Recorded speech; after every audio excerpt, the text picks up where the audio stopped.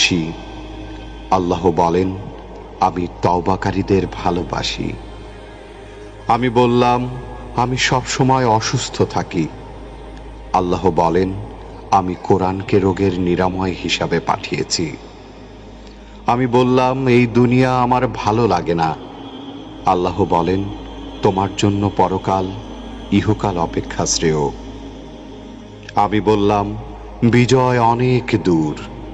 আল্লাহ বলেন, আমার সাহায্য একান্তই নিকটবর্তী। আমি বললাম, আমার জীবনে খুশি নেই। আল্লাহ বলেন, শীঘ্রই তোমার রব তোমাকে এত দেবেন যে তুমি খুশি হয়ে যাবে। আমি বললাম, আমি সব সময় হতাশ।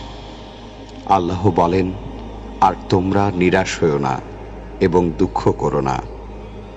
আমি বললাম, আমার কোনো পরিকল্পনা সফল হচ্ছে না।